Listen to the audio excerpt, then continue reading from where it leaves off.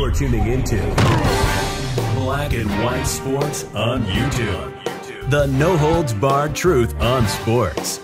The main event starts now. So, let's talk about Novak Djokovic, man.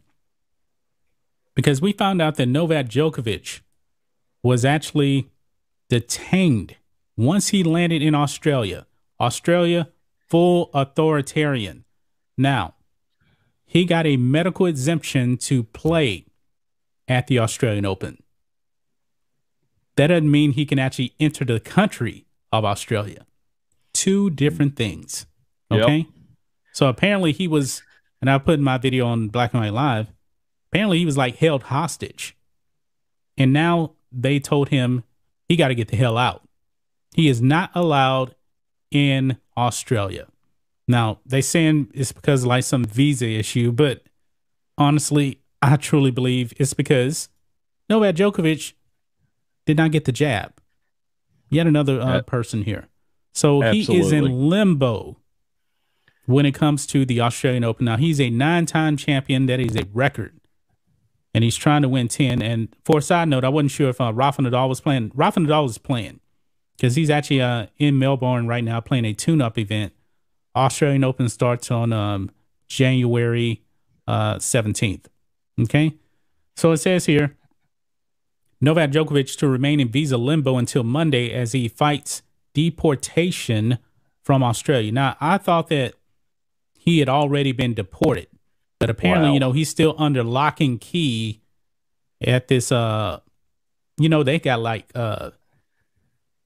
immigration camps or vaccination camps, something like that for the unvats. He's somewhere in there, I believe. They pulled him into a room. Yeah. Right. Novak Djokovic spent a day confined in an immigration detention hotel. Just think about that name. Immigration detention hotel. Waiting for a court ruling and dealing with the prospect of deportation from Australia because of an issue with his visa application relating to COVID-19 vaccination regulations. The 20-time champion from Serbia will spend at least another night in immigration detention, probably even the weekend, with his chances of playing in this month's Australian Open in limbo.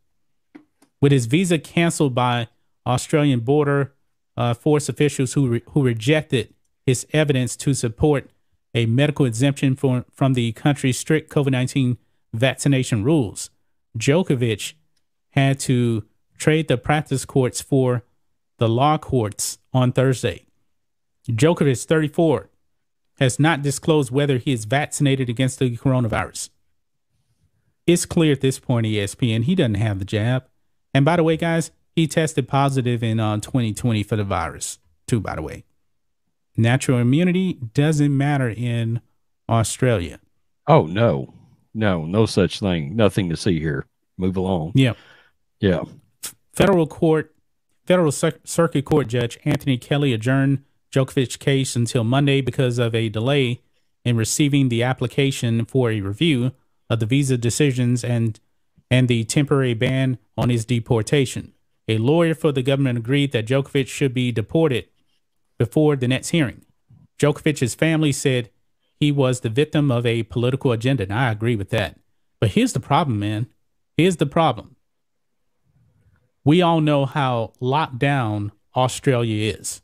I mean, they literally have technically concentration camps for the unvats. If they let him in unvaccinated, what are the people of Australia going to say about this? Wait a minute. You're letting him in.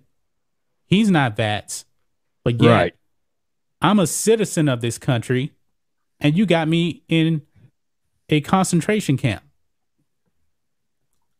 I don't think they're going to allow Djokovic to play because it's definitely political now. Definitely political. Yeah, also, he's definitely a victim of a political agenda, without a doubt. Without a doubt. Have you seen the streets? How mad they are? Oh, man. They have flooded the streets over there. They're mad as hell over these lockdown restrictions and everything over there. I mean, it's crazy. Really, it is crazy, really bad, man. They're close to really war. Bad. In my opinion, Australia is close to war. They're very close to being done with it. Definitely close to a civil war, man. Absolutely. But Rafa Nadal talks about Djokovic. He knew the conditions. Rafa Nadal reflects on Djokovic's rough situation ahead of the Australian Open here. And this is on CNN.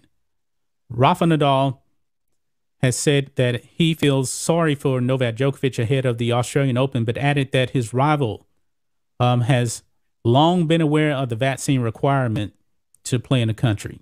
Now, he's right about that. There's no doubt about that, but we'll get into that.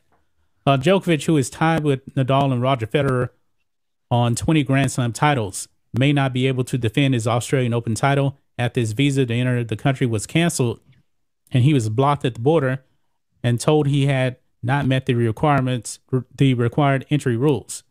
The 34-year-old has not publicly revealed his vaccination status, but Australian Prime Minister Scott Morrison said in a news conference on Thursday that Djokovic did not have a valid medical exemption to the vaccination requirements for arrivals. And this is what Nadal says, quote, "He made his own decisions and everybody is free to take their own decisions. But then there are some consequences." Nadal, who won his first singles match since August on Thursday, told reporters in Melbourne. "Of course, I don't like the situation that is happening. In some way, I feel sorry for him. But at the same time, he knew the conditions since a lot of months ago, so he made his own decision." So that is the words of Rafa Nadal, who is tied with Novak Djokovic here. Definitely political here. And I'm a Nadal guy. Nadal is my favorite tennis player of all time. Novak Djokovic is right up there, 20 Grand Slams apiece. And I believe, this could be a turning point into the GOAT debate, because Novak Djokovic is the GOAT of the Australian Open. Rafa Nadal is the GOAT of the French Open. That is the next Grand Slam right there. So if he's playing in it, will he win it? Is he the guy that's going to win it? He'll be the favorite. He definitely will be a strong favorite. He's won 4 straight. Now, Nadal lost to Djokovic at the French Open last year. But you want to know Nadal's record at the French Open? Something like 100 wins and 3 losses. Wow. I mean, now he lost to Djokovic twice, but Djokovic is the only guy that can beat him, but it's so rare, man, for Nadal. If you think that Djokovic is dominant at the Australian Open, Nadal is even more dominant at the French. He's won 13 Grand Slams over there. 13. Like I said, I know that Djokovic is the defending champ, but I don't believe he'll be the favorite. I can tell you right now, if Democrats in this country had their way, Democratic leadership in this country had their way, we'll be just like Australia. There would be no interstate travel between states into their states without this exact same thing happening to us as citizens. If they had it their way, they would turn us away at their state lines. And people better be aware of that. I'm just letting you know, you better be aware of that. And then in your local jurisdictions, your Democratic leaders would shut entry down into their counties if you got Democratic leadership in those counties. Don't think for a second that if they could have it their way, they would not do that here. They would. What's going on in Australia with Djokovic is an example. It's a sports example, but it's an example of exactly how somebody could get treated here if you have the wrong people in leadership. Yeah. So you better be aware. Sometimes sports is a cautionary tale for the rest of life. This is one of those times. Make yourself aware of what's going on. Watch what happens in certain parts of the world. It can happen here if too many of the wrong people are put into leadership. Yeah. And I thought they had already deported him, but Djokovic is basically a prisoner. He can't do anything. I mean, he might as well just turn around and leave. They're not going to let him in. No. They're not going to let him in. I don't think they're going to let him in. I don't. Because you got the prime minister already saying that he didn't provide whatever documents they wanted, which basically means get the jab or else. Yeah, he didn't turn in his vax card. Yeah. That's pretty much it. Papers, please. Yep. Peppers. Thanks for watching the show. Be sure to like, comment, and subscribe. Be sure to tune in next time on Black and White Sports.